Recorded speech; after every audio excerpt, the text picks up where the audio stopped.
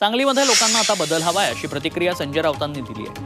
विशाल पाटील काँग्रेसकडून लढण्यावर ठाम आहेत, मात्र त्यांचे पायलट कोणीतरी आहेत। विशाल पाटलांचं विमान गुजरातला जाऊ नये याची चिंता असल्याचं म्हणत राऊतांनी नाव न घेता विश्वजित कदमांवर अप्रत्यक्ष निशाणा साधलाय। सांगलीची जागा ही कोणाची हे जनावराला विचारलं तरी ते सांगेल असा पलटवार विश्वजित कदमांनी केला।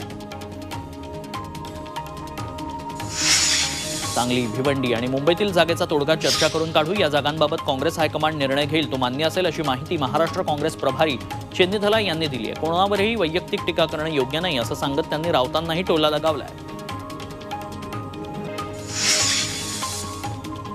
सांगली लोकसभा जागेवरून शिवसेना, उद्धव ठाकरे पक्ष आणि काँग्रेस यांच्यात वाद सुरू झाला असतानाच आता या वादात नितेश राणे यांनी उडी घेतली आहे। सांगलीची उमेदवारी मागे घेण्यासाठी उद्धव ठाकरे यांनी 100 कोटींचा प्रस्ताव ठेवल्याचा गंभीर आरोप नितेश राणे यांनी केलाय। ठाकरे यांचा निवडणुकीत तिकीट विक्रीचा धंदा आहे असा आरोप नितेश राणेंनी केलाय।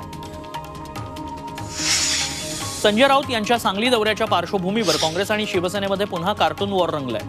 काँग्रेसकडून संजय राऊतांचा चाचपणी दौरा अशा आशयाचं कार्टून व्हायरल करण्यात आलं, तर शिवसेनेकडून सांगली काँग्रेस फुगा अशा आशयाचं कार्टून व्हायरल करण्यात आलंय। 2014-2019 मधील काँग्रेसच्या पराभवाचा मजकूर यामध्ये दर्शवण्यात आलाय।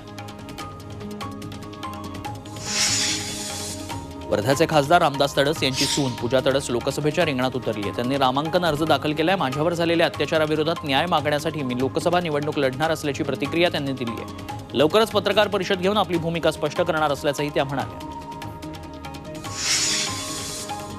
लोकसभा निवडणुकीसाठी यशवंत सेनेनं शड्डू ठोकलाय। यशवंत सेनेनं पहिली यादी जाहीर करत 6 उमेदवारांची नावं जाहीर केली आहेत। अनेक वेळा आंदोलनं, मोर्चे काढून देखील धनगर समाजाला आरक्षण मिळत नसल्यानं यशवंत सेनेनं थेट निवडणुकीच्या रिंगणात उतरण्याचा निर्णय घेतलाय।